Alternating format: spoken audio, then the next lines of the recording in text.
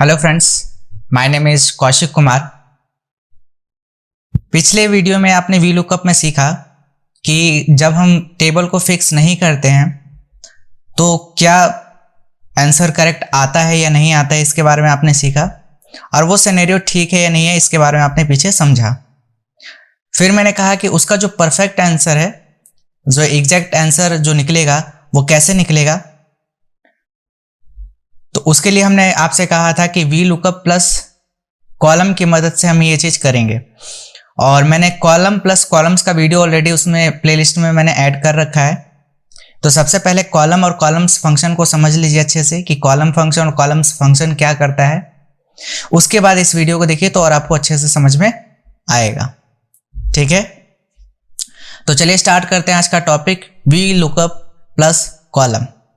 ठीक है, column plus क्या है, कॉलम्स। दो फंक्शन है हमारे पास, वी लुकअप के साथ हम कॉलम भी सीखेंगे plus V lookup plus columns. ठीक है, तो चलिए स्टार्ट करते हैं आज का टॉपिक। देखिए, सबसे पहले समझ लीजिए कि वी लुकअप कॉलम और कॉलम्स क्यों यूज किया जाता है, जो कि मैंने पीछे समझाया था कि अगर हमें परफेक्ट आंसर चाहिए तो हम किसका यूज करेंगे। ठीक है, उससे पहले इसका डेफिनेशन समझ लीजिए कि ये होता क्या है। देखिए, if you ever work with large table of data and you want to insert a V lookup formula that dynamically update to the next columns as you copy it across, then the VLOOKUP with column and columns function is what you need. That is the column index number part of the VLOOKUP function dynamically update as you copy it across your worksheet. ठीक है, अभी मैं समझा रहा हूं इसका मतलब क्या है। ठीक है, नेक्स्ट हम लोगों ने VLOOKUP का फॉर्मूला पढ़ा हुआ है कि VLOOKUP करता क्या है, is equal to VLOOKUP lookup value comma table array comma column index number comma range lookup और ब्रैकेट क्लोज देन एंटर। ठीक है, तो ये वाला जो पार्ट है ना हमारा, कॉलम इंडेक्स नंबर वाला जो पार्ट है हमारा, इसी को हमें डायनेमिक बनाना है। ठीक है, तो इसका पहले हिंदी मीनिंग में समझा देता हूं कि क्या कहना चाह रहा है ये। इस डेफिनेशन में ये लिखा हुआ है कि यदि आप वी लुकअप के साथ काम करना चाहते हैं, ठीक है, कोई भी कहीं भी आप फॉर्मूला लगाना चाहते हैं और बड़े अमाउंट ऑफ डेटा पे आप काम कर रहे हैं जिसमें बहुत सारे कॉलम्स के हेडिंग है, जैसे नेम, क्लास, रोल नंबर, इस तरीके से बहुत सारी हेडिंग्स दी गई है। और जब मल्टीपल हेडिंग्स हो और बहुत सारे लार्ज डेटा हो तो उस पे आपको हर एक कॉलम का अगर कॉलम नंबर लिखना पड़े तो बहुत लंबा टाइम लगेगा और वो चीज हम नहीं चाहते। हम क्या चाहते हैं कि जो कॉलम नंबर है ना वो अपने आप क्या हो, अपडेट हो। अगर उसके आगे का थर्ड कॉलम है तो थर्ड कॉलम अपने आप उठाए, ऐसा नहीं कि मैन्युअली हमें लिखना पड़े। समझ में आ रहा है? तो हमें वी लुकअप का कौन सा पार्ट जो है वो क्या करना है, डायनेमिकली अपडेट करना है। हमें उसमें का ये पार्ट, ये जो कॉलम इंडेक्स नंबर है ना, उसको डायनेमिकली अपडेट करवाना है। ठीक है, तो एक एग्जांपल से समझते हैं कि इसको हम कैसे कर सकते हैं। क्लियर है?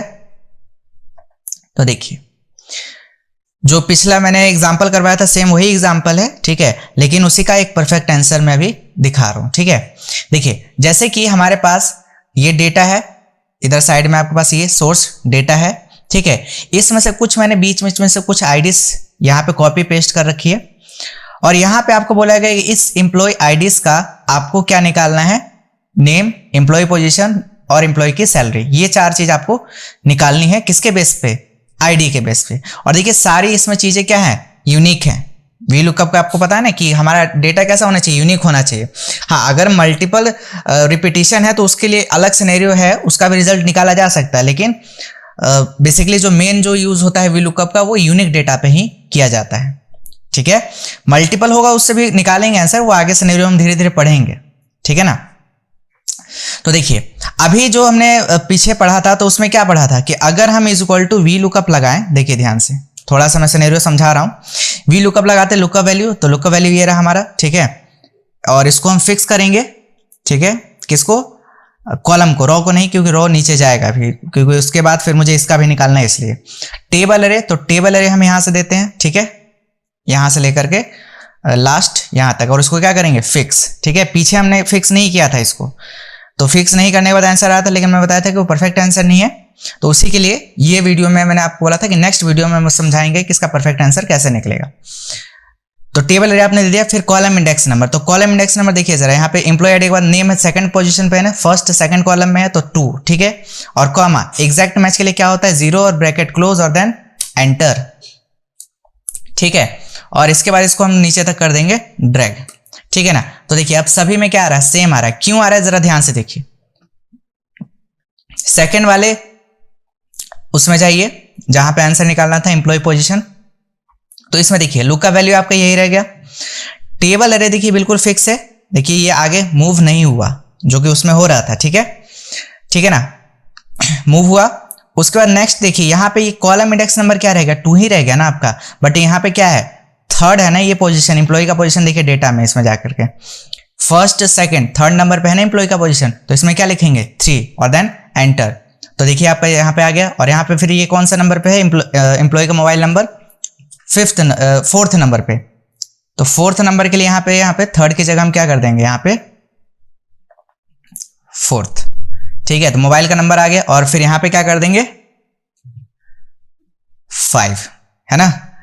तो अभी तो यहाँ पे छोटा सा डेटा है तो इसलिए आपने मैन्युअली यहाँ पे चेंज कर लिया, लेकिन अगर लार्ज अमाउंट ऑफ डेटा होगा और उसमें मल्टीपल कॉलम होंगे, 10 15 या 20 कॉलम्स होंगे, तो हर एक कॉलम में जब अगर आप जाके चेंज करने बैठे कितना टाइम लग जाएगा, यस और नो, है ना।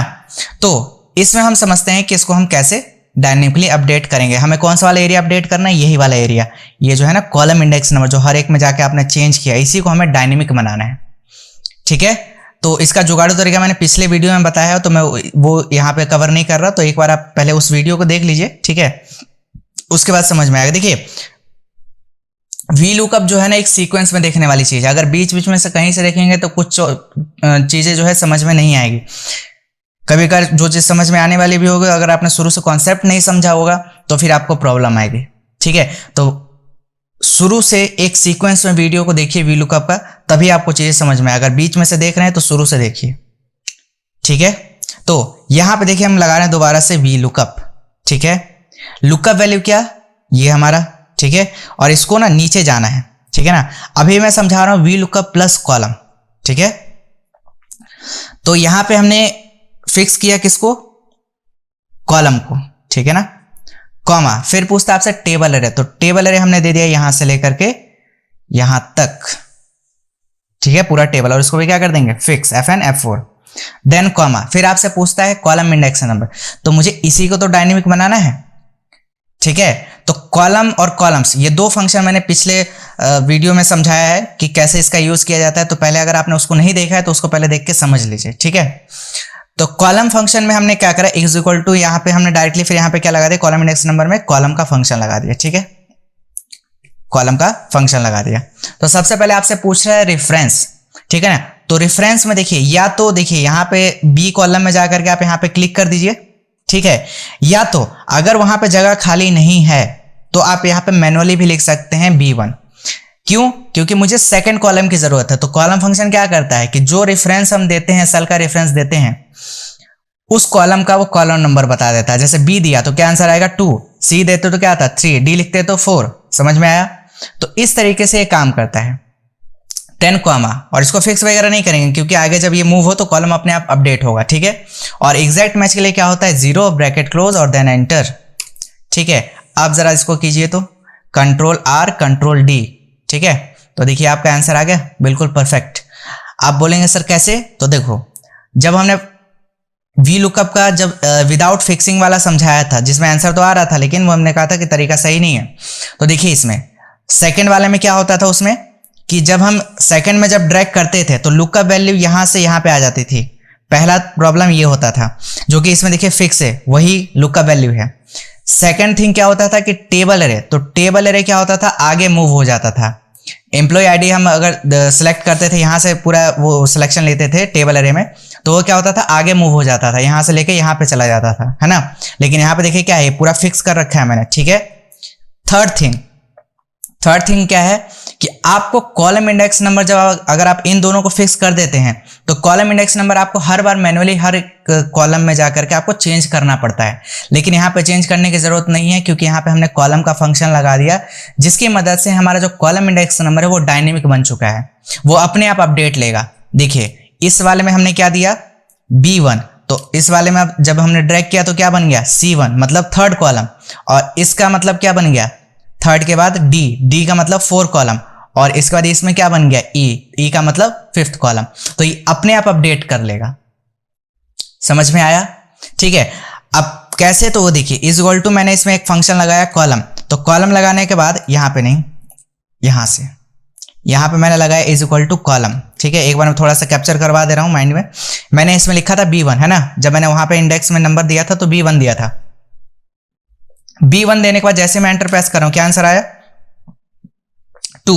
यहां पे तो आपको दिख रहा है कि ये B1 लिखा है, लेकिन जब हम एंटर प्रेस करते हैं तो आउटपुट में क्या आएगा, न्यूमेरिकल में आएगा। और कॉलम इंडेक्स नंबर में न्यूमेरिकल ही तो चाहिए होता है कि कॉलम कौन सा नंबर आपको चाहिए, 2 या सेकंड, थर्ड या फोर्थ, मतलब किस कॉलम से आपको आउटपुट चाहिए, है ना।